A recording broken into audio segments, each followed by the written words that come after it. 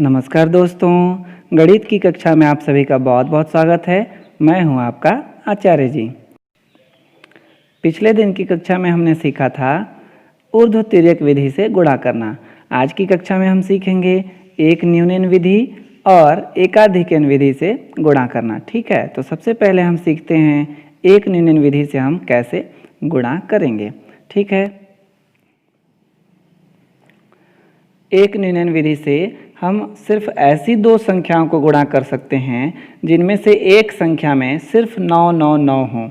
जैसे 241 में हमको गुणा करना है 999 का। ठीक है, तो आप देख पा रहे हैं यहाँ कि पहली संख्या तो 241 है, दूसरी संख्या क्या है 999, इसमें सिर्फ 999 है। तो ऐसी ही संख्याओं को हम एक न्यूनन विधि से गुणा कर सकते हैं जिनमें कि एक संख्या में सिर्फ 9 अंक हों। ठीक है, तो ये हम पहला उदाहरण लेते हैं और इसको हल करना सीखते हैं। तो इसका उत्तर जो है दो भाग में आएगा, तो हम यहाँ पे दो खंड बना लेते हैं। ठीक है, अब क्या करना है, एक न्यूनन का मतलब होता है एक कम। ठीक है, तो 241 का एक न्यून, एक कम करिए 241 में, तो कितना होगा 240, है ना। तो ये हो गया, एक खंड का उत्तर हमारा आ गया। अब इस खंड में हमारा क्या होगा, ये जो संख्या आई है 240, इसी को हमको इसमें से दूसरी संख्या में से घटाना है। ठीक है, तो 9 में से घटाएंगे हम शून्य को तो बचेगा 9, फिर इस 9 में से हम घटाएंगे 4 को तो बचेगा 5, फिर इस 9 में से घटाएंगे 2 को तो बचेगा 7। ठीक है, तो हमारा काम जो है पूरा हो चुका है। तो हमारा उत्तर क्या हुआ, 241 गुणा 999 बराबर 2,40,759। यही हमारा उत्तर है। देखिए कितना आसान है ना। यहाँ तो हमने गुणा किया ही नहीं और गुणनफल हमको प्राप्त हो गया। तो अब हम एक दूसरा उदाहरण ले लेते हैं। पिछले उदाहरण में हमने देखा था कि इस ओर की संख्या में भी 3 अंक थे और दूसरी ओर की संख्या में भी 3 अंक थे, लेकिन यहाँ पे क्या है, पहली संख्या में सिर्फ 2 अंक हैं और दूसरी संख्या में 4 अंक हैं। तब इनको कैसे हल करेंगे हम, तो पहली संख्या के आगे भी शून्य लगाकर दोनों ओर की संख्याओं में अंकों की संख्या समान कर लें। ठीक है,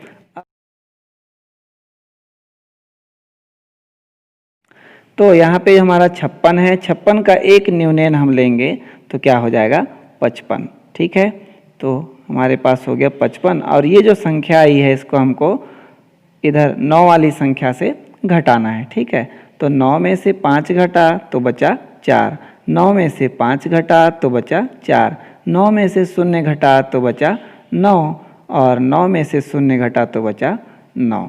तो हमारा गुणा जो है पूरा हो गया। अतः 56 गुणा 9,999 बराबर 5,59,944। ये हमारा उत्तर होगा। हम एक और उदाहरण लेते हैं। इसमें आप देख पा रहे हैं कि पहली संख्या में 4 अंक हैं और दूसरी संख्या में सिर्फ 2 ही अंक हैं। तब इसको कैसे हल करेंगे, तो चलिए इसको बनाते हैं। ठीक है, इधर वाली संख्या का एक न्यूनन हम उतार लेते हैं तो हो जाएगा 5,697। ठीक है, अब दूसरी ओर क्या करें, तो दूसरी ओर के अंकों को नीचे उतार लीजिए। ठीक है, जब इधर के अंकों की संख्या जो है ज़्यादा होगी, इधर के अंकों की संख्या कम होगी, तब हमको इस प्रकार से हल करना है। इस ओर का एक न्यूनन उतार लिए और दूसरी ओर के पूरे 9 नीचे उतार लिए। अब इधर जो एक न्यूनन वाली संख्या आई है उसी को नीचे उतारते चलें। तो 7 को हमने यहाँ उतारा, फिर ये 9 को यहाँ उतारा, फिर 6 को इसके नीचे और 5 को इसके नीचे। ठीक है, अब जो है ऊपर वाली संख्या में से नीचे वाली संख्या को घटा लीजिए तो क्या बचेगा, 9 में से 7 गया 2, 9 में से 9 गया 0, 7 में से 6 गया 1, 9 में से 5 गया 4 और 6 और ये रहा 5। तो यही हमारा उत्तर है। ठीक है, जब 9 वाली संख्या में अंकों की संख्या कम होगी तब हमको इस तरह से हल करना है। इधर पहली संख्या का एक न्यूनन उतार लेना है और दूसरी ओर जितने 9 हैं उनको उतार लेना है। ठीक है, फिर उसके बाद इनके नीचे जो है हमको एक न्यूनन वाली संख्या को लिख लेना है, एक अंक के नीचे एक अंक उतार लेना है। ठीक है, उसके बाद घटा देंगे ऊपर वाली संख्या में से, तो हमारा उत्तर मिल जाएगा। तो क्या हुआ, अतः 5698 गुणा 99 बराबर 5,64,102, यही हमारा उत्तर है। अब हम सीखते हैं एकाधिकेन विधि से गुणा करना। ठीक है, एकाधिकेन का मतलब होता है एक अधिक। एकाधिकेन विधि से हम ऐसी दो संख्याओं को गुणा कर सकते हैं जिनके इकाइयों का जोड़ 10 हो और इकाई को छोड़कर बाकी जो भी संख्याएं बचें वो एक समान हो दोनों संख्या में। ठीक है, जैसे कि हम एक उदाहरण लेते हैं।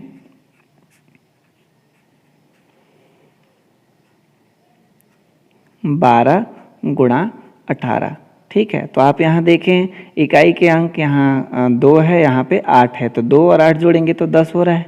ठीक है, और इकाई को छोड़कर ये दहाई का अंक यहाँ भी 1 है और यहाँ भी 1 है, तो इस संख्याओं को हम जो है एकाधिकेन विधि से हल कर सकते हैं। ठीक है, लेकिन अगर हमको गुणा करना होता 12 में से, मान लीजिए कि हमको 28 को गुणा करना होता, तो हम एकाधिकेन विधि से इसको गुणा नहीं कर सकते थे। क्यों? क्योंकि इकाई के अंकों का जोड़ तो 10 है, लेकिन यहाँ दहाई का अंक 1 है, यहाँ दहाई का अंक 2 है, तो इकाई के अंकों का जोड़ 10 हो और शेष अंक जो हैं दहाई सैकड़ा के अंक जो हैं समान होने चाहिए, तभी हम इस एकाधिकेन विधि से हल कर सकते हैं। तो चलिए 12 को 18 में गुणा करें। ठीक है, तो इसमें भी हमारा उत्तर 2 खंड में आएगा, तो ये हमने 2 खंड बना लिया। अब दाहिनी ओर का खंड हमको देखना है। ठीक है, तो यहाँ पे हमको क्या करना है, दोनों के इकाइयों को गुणा करके लिखना है। तो 2 का गुणा 8 में हम करेंगे तो 2 8 16, तो यहाँ पे हमारा 16 आ गया। ठीक है, इस खंड में हमेशा हमको 2 अंक मिलने चाहिए, तो यहाँ 2 अंक तो मिला ही है। अगर एक ही अंक मिलेगा तो उस अंक से पहले हम शून्य लगा लेंगे। अब उसके बाद जो शेष क्या बचा हमारा, ये इकाई को छोड़ दीजिए, ये दहाई वाली जो संख्या है क्या है, 1 है, तो 1 का जो है हम एकाधिकेन करते हैं, तो 1 का एकाधिकेन क्या होगा, 2 होगा। इन दोनों को गुणा करना है। ठीक है, तो क्या हो जाएगा, 1 गुणा 2, 2 एकम 2, तो यहाँ पे हम लिखेंगे 2। ठीक है, एक बार फिर से बताता हूँ, दाहिनी ओर क्या करना है, हमको इकाइयों को गुणा करके लिखना है, और बाईं ओर क्या करना है, हमको इकाई को छोड़ करके जो संख्या बची है उससे एक अधिक में हम गुणा करेंगे। तो 1 का एक अधिक क्या होगा, 2 होगा, तो 2 को 1 में गुणा करेंगे तो 2 एकम 2, तो हमारा उत्तर होगा 216। 12 गुणा 18 बराबर 216, ये हमारा उत्तर हो गया। हम एक और उदाहरण देखते हैं। हमारे पास है 101 गुणा 109। इसके इकाई के अंकों को देखिए, यहाँ है 1 और दूसरी संख्या में है 9, दोनों को अगर हम जोड़ते हैं तो 10 हो जाता है। ठीक है, तो अब इकाई के अंकों को छोड़ दिया जाए तो हम देखते हैं दहाई में 0 है दोनों जगह और सैकड़ा में 1 है, तो ऐसी संख्या को हम एकाधिकेन से हल कर सकते हैं। ठीक है, तो इसके आंसर हमको 2 भाग में मिल रहे हैं, तो यहाँ पे 2 खंड हम बना लिए।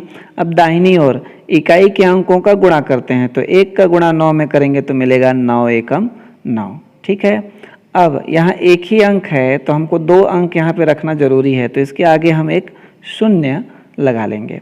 ठीक है, अब इकाई के अंक को छोड़ दीजिए तो शेष क्या बचा हमारा, 10 बच रहा है। ठीक है, ये बचा हमारा 10, तो 10 का एक अधिक हमको करना है, 10 का एकाधिकेन क्या होगा, 11 होगा।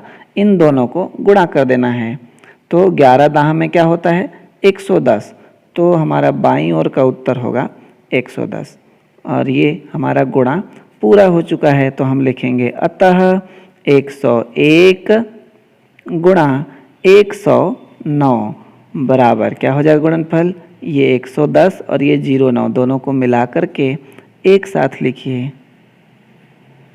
तो ये हमारा उत्तर हो गया। आज की कक्षा में बस इतना ही, फिर मिलेंगे अगली कक्षा में। तब तक हंसते रहिए, मुस्कुराते रहिए और सीखते रहिए, क्योंकि सीखना जरूरी है। धन्यवाद।